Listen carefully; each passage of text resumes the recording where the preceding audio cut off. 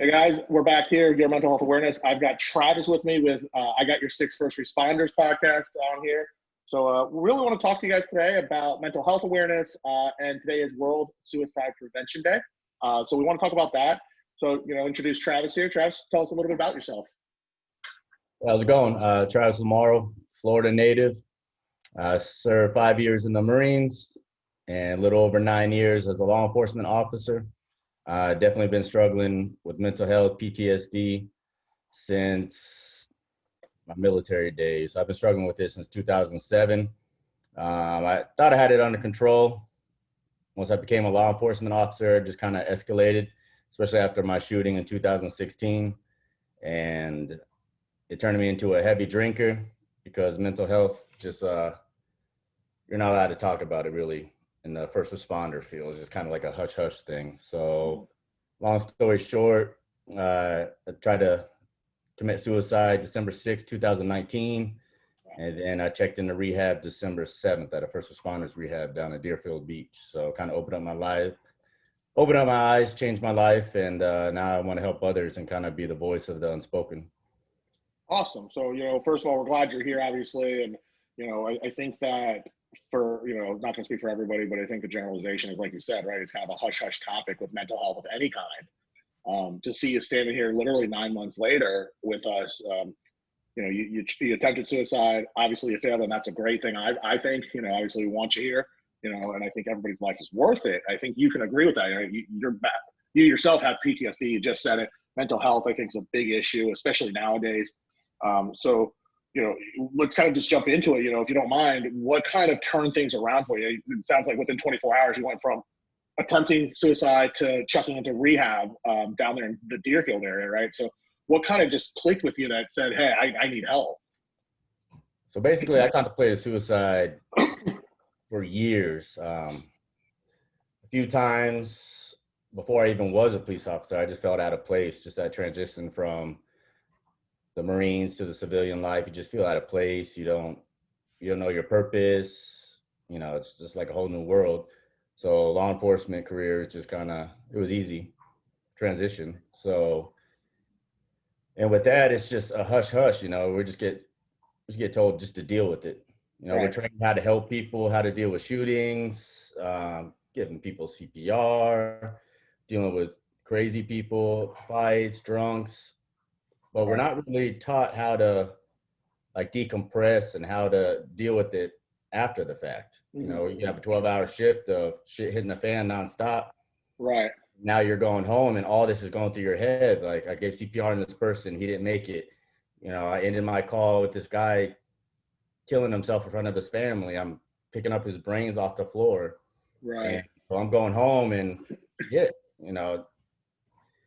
got family and friends, and I'm a single guy. It's not like I'm married and come home I can vent to my wife. But right. You kind of don't want to talk about it. So normally people just start drinking. So that's just our way of dealing with it. So drinking is very, very common in the mental health because it just drowns it out. Yeah, it seems like it's a downer, right? So it kind of helps us just kind of almost lowers our inhibitions, right? Things happen. We don't really, it's almost like we have control. We feel like we have all this control that we don't have when we're, I hate to say it, but when we're sober, right? And I think that for me, right, so, I've talked about it before, I was diagnosed a little over 10 years ago, clinical depression, anxiety. I myself, similar, I was younger. I was in my teens, I attempted suicide a couple of times, failed. Obviously, I'm standing here today and I'm sitting here thinking to myself, like, what would the world be like if I wasn't here? We all talk about, we don't think we should be here. The world's better off without us. And the truth is, that's not the reality, right? We all are put here for a reason. And I think for you to be sitting here, right, you served in the Marine Corps, you were a law enforcement officer, a first responder. So first and foremost, thank you for your service to this country. Thank you for being a first responder and being there for us when we need it. I think that too often we overlook our military, we overlook our first responders. And you guys are out there, right? You see it. You just said it. You're seeing people be shot, dying in your arms, giving them CPR, and you're seeing this firsthand, but you're not given the training and the tools to decompress. So, one of the things that, we talk about, and a lot of us have talked about it on previous videos, is we're going to throw this disclaimer out there real quick, right? We're not licensed healthcare professionals, right? We're not licensed medical professionals. If there is a problem, it's an emergency, you're in danger, you do need to seek professional help and you need to call 911 immediately. I think we both agree on that. Correct. When you entered rehab, so you went to rehab December 7th, 2019, literally you're talking 9 months ago, just over 9 months. How long was rehab for you? So with this place, they kind of, when you first go there, you got to detox for 5 days. Okay. So I thought I was an alcoholic because I was drinking at least a bottle of Tito's or Jack Daniels every night, or 2 bottles of wine. That's nothing. Right. So every night I'm dealing with that, passing out on the couch drunk, and I just hated who I was becoming. So it did the detox. I was fine. I wasn't having any withdrawals, but this is like the most popular rehab place for first responders. I mean, people from all the United States, first responders, you got the veterans, cops, dispatchers, firefighters flying to Deerfield Beach to attend this rehab because they have a neuro treatment. Oh, really? Okay. And they have it here and then in California. Okay. So basically when you first get there, after a couple of days of detox, they do like a brain mapping. So you can see actual pictures of your brain with like the troubled areas, like the lack of oxygen, where you have your anger issues, your PTSD, your problem areas. Okay.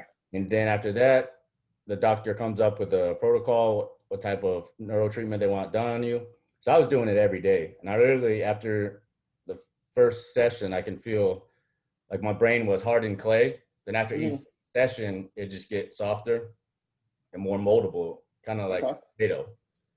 So I was sleeping better, and it just opened up my eyes, because I always thought like I'm stuck being a police officer. There's nothing else I can do.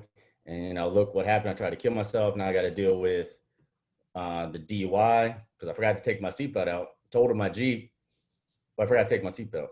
So that's how I failed at the suicide attempt. So I ended up getting arrested for DUI, which when I was in rehab, everyone's like, bro, that's messed up. A cop arresting you, another cop arresting you for DUI. I told him, I'm not mad. He probably saved my life, because if he would have just let me go with just a crash, I would have attempted suicide another night. Sure. So in reality, he saved my life, and we have a wellness officer got me into that rehab, found out about that rehab. So within hours of getting released from jail, I was checking into the rehab. So I was there for just shy of 3 months. Oh, wow. Okay. And it was all inpatient, correct? Oh yeah, I had to stay there. Okay. All right. And you came out, obviously here we are, 3 months, you were there about, so 6 months later, we fast forward, here you are, you're thriving in front of us. So, for those who don't follow your page, I Got Your Six, it is a great page. I saw a video, I guess you do some training videos with canines. So that guy found me because I used to train at service dog training for veterans at Big Dog Ranch. Oh, yeah, okay. So that's when I started Facebook again, just to show those pictures and just reconnect with people. Right. And then he found me on there, and he was looking for like a decoy, the guy that helps with the guy that wears a suit and everything that gets bit by the dog. So I wasn't doing anything at the time. I was still on admin leave with the police department. So that's how it started with there. And it's a lot of fun. It takes my mind off of the mental issues, because depression, it attacks you. It tells you to stay home. It tells you to stay in bed. And the first step you got to do is realize, yes, I have depression, and accept it. There's no avoiding it. I don't have it. No, accept it. I have depression. It's very common. There's nothing wrong with having depression. Then realize when depression is talking to you. Like your friends are inviting you out, and depression is like, no, just stay home. Just look how comfortable your bed is. Just stay home. You don't want to go out in public, and just stay home. You have to get ready and everything. But why is it telling you that? People don't realize why. So what happens when you're out with your friends, you're having fun, you're laughing? Why doesn't depression like that? Because you're not thinking about the depression. You're having a good time. So depression is in the back of your head. So that's why it's so hard to get over that initial hump to get out and do things. So when I tell Correct. people, how do you combat depression? You got to stay busy. You got to keep the mind busy. Right. Surround yourself with good company. Pick Right. up a hobby. Yeah, absolutely. And I think that that's great advice. Myself, it's whatever we can do. Like you said, right? You got to stay busy. There's that time. Look, and there's nothing wrong with if you take a day or two right over the week. Once every so often, where it's like I just want to relax and do nothing and stay at home and watch TV or watch a movie. There's nothing wrong with that, and I don't think that's what you're saying. I think that the point that everybody's trying to get at, right, and especially I think you're driving it home great, is you got to keep yourself busy. You got to find things that interest you, right? Whether it's a hobby, writing, journaling, draw, whatever. Do something, but you're going to want that break where you just want to have, we like to call them the lazy days. Lord knows I love those every so often. I need it because I need the break because I constantly am going between, running, doing this and trying to lift this social media thing off the ground and my full-time position with work and everything. It's hard. Our brains are constantly moving, but, I want to kind of shift gears a little bit. You mentioned depression, and it's one of those things, right? We see that everybody kind of thinks that somebody walks around and they're always sad and kind of just like we use the I use the Eeyore example, right? You kind of just woe is me. I think depression for myself, it manifests in different ways, and I think a lot of us, I'm not going to speak for everybody, but I think the generalization we all can agree on is it tends to just bottle up, and it manifests itself to where eventually where we can't handle it anymore, it kind of just overflows and it starts to explode on everybody around us. So, what would you recommend or what would you say? We have family and friends and loved ones who obviously mental health, it's not just affecting the person who's struggling with it, it's affecting those around us. So, a question that I had brought in was a couple of weeks ago was how can, without enabling, right? We don't want to enable the person, but how can family and friends be there for you? What's worked in your life, or what suggestions and tips would you recommend for them? Well, if a family member struggles with depression, always check up on them. Don't force them to talk because that's the worst thing you can do. I hate being, what's wrong with you? What's wrong? There's a time and place where I'm able to talk about it. Maybe I'm too emotional to talk about it right now. I'm going to end up crying. I'm not going to get it out. So never pressure someone, but always check up on them because it's always good to get the test. Hey, how you doing? You doing good? Hey, you want to grab lunch? You want me to come over? Right. Something like that. But yeah, have your lazy days. That's good. If you're having a busy week, just relax, catch up on your shows. But there's also where depression is. Like I was just talking to my friend today where she spent the whole weekend like in her bed. So you're not showering, you're not going out, you're just in your bed. That's not being lazy. That's depression keeping you inside, away from everyone. So you're getting even more depressed. And if you're drinking, yeah, you'll feel better while you're drinking, but in reality, it's making it worse because, like you said, drinking's a downer, and now you're hungover, and now your depression is twice as bad as it was before you were drinking. So depression is very, very deadly, very dangerous, but you got to realize, okay, I do have it. This is depression, talking me out of things. It's fun hanging out with my friends. Like I still struggle with depression. Rehab didn't heal me. I'm not 100% better. Right. But I know when it's attacking me, and I have my days where I have my phone off. I just don't want to deal with anyone. But I'm like, why am I depressed? What's bothering me? Sometimes I don't know. So I took up cycling. A few of my friends have been doing it for a year, a little less than a year. So it's like, all right, gets me out of the house. It's something fitness related. Sure. Mental health and fitness go hand in hand. It absolutely. doesn't have to be just going to the gym. Some people don't like that atmosphere, but just getting outside and doing something will help. Right. So you gotta stay busy. Yeah, and I think that's a good point. Like you mentioned physical fitness or just being active, right? So perfect example, 2 days ago, I was like, you know what, I really don't want to do anything. I don't want to work. I don't want to, I'll walk the dog and that's kind of about it when I got home. And I went, if I sit down for 5 minutes, I'm not going to get up to do anything. And it turned into me not wanting to do anything into almost a 4-mile walk with a dog around, our area where I live. And it was like nothing happened, it took no time at all. And it was active and clears your mind, just being outside sometimes, even if you're just sitting and reading a book, for me at least, it can kind of clear my mind and kind of like, take me away and be like, all right, I reset. Let's move forward. What's going on? Like you said, right? You don't sometimes know why you're depressed or why you're in that funk. It's, we got to understand that we're there. How do we pull ourselves out? Right. So one of the things that, so I had a buddy on Facebook here. He sent me a message, right? We talked about putting this up. Now we're going to talk about suicide and depression. He's in the Army, current military.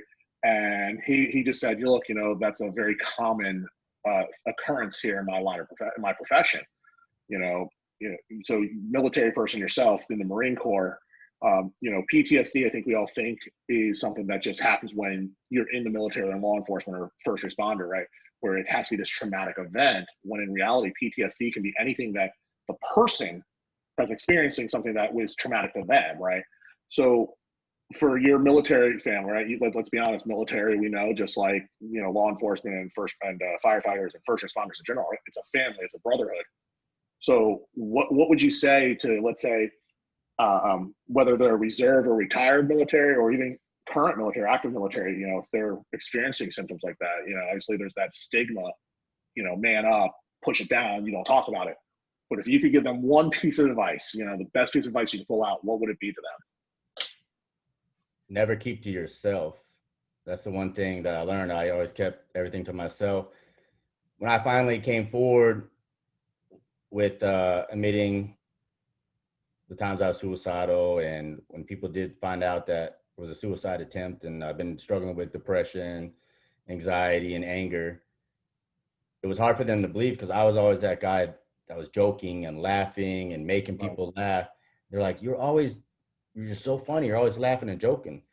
It's true on the outside, but on the inside, I'm literally crying. I'm dying on the inside. Yeah. But I don't want my family and friends feeling how I feel. So I'm going to be silly. I'm going to do stupid things to make people laugh, because that's just who I am. I don't want you feeling how I'm feeling. Right. So what I learned is keeping aside, it's toxic. It just builds up and builds up. And then when you're drinking, and then now the devil is whispering in your ear, hey, you're worthless.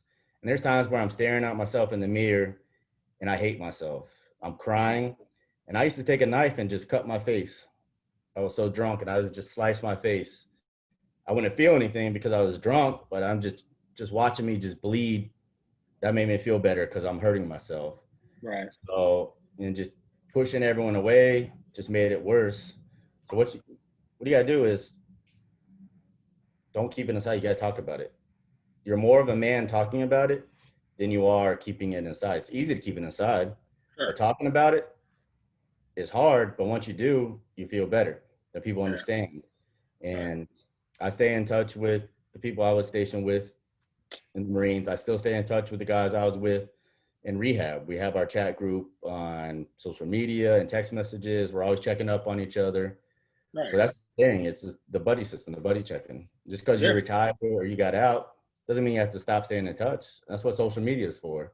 Right. You can be all over the world and still stay in touch and check up on each other. And there's plenty of pages where veterans can go on, and like if I'm feeling suicidal, I can go on that page and be like, hey guys, I feel like killing myself. I don't feel good. I need someone to talk to. And boom, boom, boom, you get all these comments. Hey, hit me up. You're not alone. Hit me up. Right. So reaching out to groups of people with the same kind of background as you is the key. It's okay to talk about it. Yeah, I think that's good. I think that we find the more we talk about it, at least I did when I opened up about it a few years ago, and, told my family what was going on, about the depression and the anxiety and whatnot. And it was, you kind of are afraid at first when you start telling people, and, my family and friends, they're like, I don't understand why you're so upset. Like, there's no reason for you to be ashamed or embarrassed that you suffer from depression or anxiety. It's normal. We're here for you if you need anything, if you want to talk, if you just need somebody to vent to, an ear. I think we find that people are more accepting than what we want to give them credit for. We don't think that they're going to we don't think that they're going to look at us the same way, right? Where their respect's going to go down. And the truth is I haven't found that from any of my family or friends. It's kind of actually gone up, with my friends, and I keep in touch with a close circle of people to, hey, what's going on? Like you said, you got your military buddies and family, and it's the same thing. We keep in touch with people, and this is what's going on. the one thing I did notice is that, for me, I hated when people, and I'll being very candid, was, what's wrong with you? I hated hearing that question, because it was like, they knew, to me, it was like, well, they know something's wrong. Why are you asking? Or if I was in a good mood, why does something have to be wrong? And I would get very anxious about it. So for me, when people started asking, oh, how was your day? Or, what happened today that, that you enjoyed, or something like that, made it a positive question. It made it easier for me to respond and open up and say, you know what, this happened at work. Yeah, this might have been bad. Or, hey, I went out with some friends and this happened. Wasn't so great, but overall it was great because I was with whatever, or this happened, or whatever it may be. So I think, again, it's just people are more accepting than we want to give them credit for. I look, what you're doing with first responders, and with things that you're doing here, I think it's great. One of the things that I was talking to some people about is I'd love, and look, I would love for you to join as well with your podcast. I want to join with some, big nonprofits that are doing some good work with mental health, like the American Foundation for Suicide Prevention. They're a big one in South Florida. They do their walk regularly. So I want to reach out to them. I would love for you to join us, see if we can get something going with them where we can have a nice little partnership with these, because I think we have to spread awareness, but is that something that, you would be interested in trying to help us with? Yeah, absolutely. All right. The more knowledge we get out there, I mean, mental health is just recently being talked about and being understood. They're just now making a wellness unit at police departments and fire departments. Right. This is 2020. Yeah, it's been done years ago. Yeah, I was the first incident at the police department. Okay. And the thing is, I was lucky enough to get sponsored to go to this rehab, but it had to come out of my pocket because I ran out of sick days. I got denied FMLA, which is like a special leave. It's not like I was home, like I need to stay home and play video games. No, I was at a rehab place. No car, no family. We didn't have a phone for a while. So our insurance doesn't even cover anything mental health related. So we're in this field, and mental health should be like the first thing that's on our insurance, should be taken care of. Right. And I think to that point, I think you're right. It's funny. We have health insurance for a reason. It's to protect our health. And, I think we're very quick, to think health insurance, it's physical health. But let's be honest, mental health is just as important. And quite frankly, I think it's more important, right? Because if my mental health is good, my physical health generally is going to be good, right? And vice versa. They go hand in hand. There's a direct correlation as far as I'm concerned. So it's kind of like, why does an insurance company not want to take care of both? They only want to take care of one. Yeah, I mean, look what's going on in the news with how cops and firefighters and paramedics are being treated. And then we can't cuss, we can't yell at them. We just got to take it. So hours and hours a day dealing with people yelling in our face, spitting at us, and we're supposed to go home all happy and everything. So it's just hard. It's a tough business. Me and my fellow, first responders are not here for sympathy. It's what we signed up for, but right, to give us better help. Yeah, absolutely. So, look, I want to make sure that we all are on the same page here. As far as depression and anxiety and suicide are real things. Like, it's not going away. It's just like you said. It's just now starting to come out, and more people at least are talking about it openly and being more candid. I think that stigma has to go away, right? Just because you're a man doesn't mean you can't talk about it. Like you said, to your point, it takes more courage to talk about it than to bottle it up. It's easy to not talk about it and just kind of shut your mouth and do nothing. So what I want to do is, we'll wrap up for the night. We'll get this out there for everybody to see. Obviously, I'll send it over to you also for your page. Feel free to post it. But if you want, go ahead and let us know. So everybody following this page can at least look up your page and follow you guys. What's your Facebook handle? And, if you got an Instagram as well. So on the Facebook, it's IGY6 First Responders. And then it'll have the logo of my First Responders podcast. So it'll have that logo that's back there. Okay. And then on the Instagram, it's going to be IGY6_first with all words, FIRST underscore responders underscore, and it's going to have the main logo, which is with the flag with the stripes. Okay, so it's got the first responder stripes in there. Correct. Uh, And I'm working on building my webpage. So the webpage is igy6firstresponders.com. It's not up and running yet, but it'll have all the links to social media, the clothing site once it gets back up and running, any kind of events that's going to be happening. awesome. And I'm doing I Got Your Six bike club. Okay. So I'm making a logo for that. And just kind of just spreading the awareness, letting people know that it's a very common mental health and that you're not alone, basically. Right. So talk about it, you're going to realize there's a bunch of people with the same issues, and talking about it, you feel better. Because Yeah, for like sure. you said, we're not medical doctors. We didn't go to college, but we have experience. We know what it's like to be depressed. We know what's helped us, what hasn't helped us, what's bad, what's good. We've been through it. So people want to hear from people with experience, what they've been through, what's helped them, compared to someone, you went to college for 8 years, but you never been depressed a day in your life. You never had a suicide thought a day in your life. Correct. So, Yeah. And that's a big thing. So, and that's what really helped me in rehab, because it was retired law enforcement officers, veterans, firefighters that were counselors there, and they were former addicts, alcoholics, drug users, suicidal, and just seeing them, how healthy they are, it gave me hope. I'm like, oh, this is not bullshit. And if you have to go to rehab, there's nothing wrong with rehab. I always looked at it as a bad thing, like, oh, rehab is kind of like, oh, you went to rehab, but you're not ashamed if you go to the doctor. If you have a cold or the flu, you break your arm, you're not ashamed. So why be ashamed if you're going to rehab, working on substance abuse, mental health? You shouldn't. You're fixing yourself. Yeah, it's the same thing. You're going to see a doctor to get better, and you're right. You can't be ashamed of it, because it's the only way. You have to accept it first, right? Once you accept it, then you're willing to get the treatment. And I think that you're doing a great job at it. So we're happy that you're here today, because everybody's got something to share and something to offer this world, and the world's a little bit better with all of us in it. And for you to come out here literally 9 months later, right? And I know it sounds like I'm beating a dead dog with a stick, but 9 months later, here you are sharing your story openly and candidly for everybody to hear about, because the truth is that this isn't going away, right? We're seeing the effects of quarantine, and our physical health and our mental health, and depression, anxiety, and suicide attempts have risen because of everything, right? And it's not, I wouldn't say necessarily rising. I would say that we're becoming more aware of the numbers, because people are more open about it today.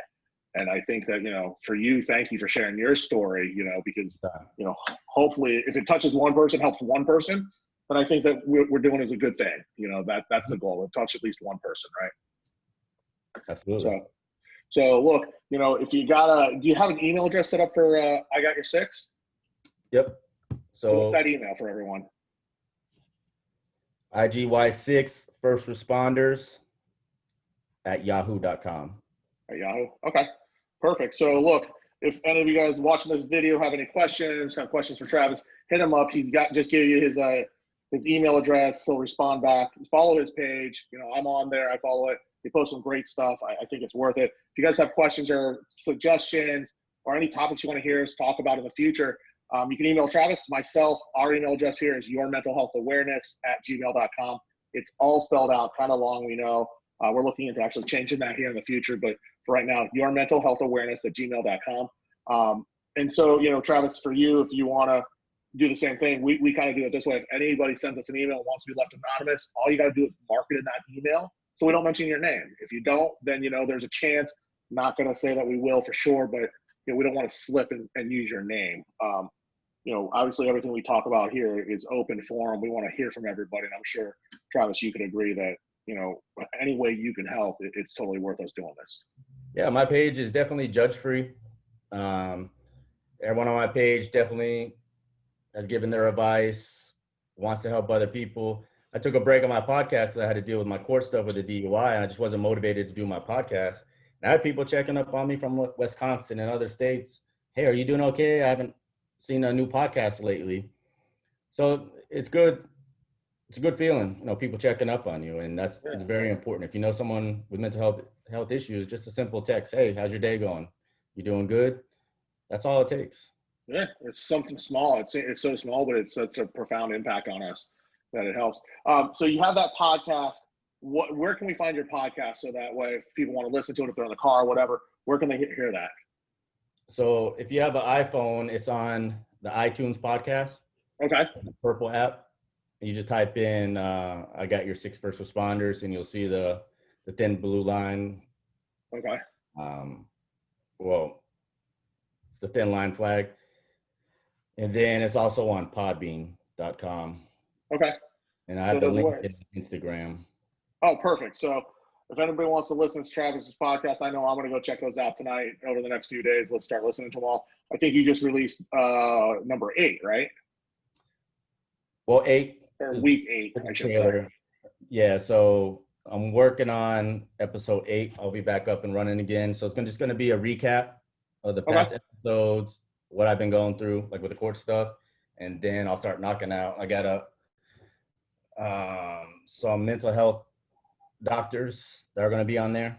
Oh, cool. Licensed professionals. So they hit me up wanting to be on the podcast and just get their information out there for people that need help, or, anywhere from the United States, you can contact this lady. So she's very knowledgeable, and so we got some good episodes coming up.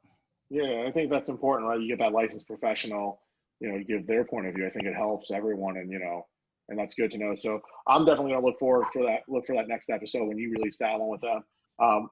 Travis, it was a pleasure speaking with you. Thanks for sharing your story. Sure. Hopefully, here over the next few weeks, we can do some more and hopefully expand this and help more people as they need. Oh, absolutely. Awesome. Thanks, Travis. Guys, have a great night. Oh, you take care. You too, buddy.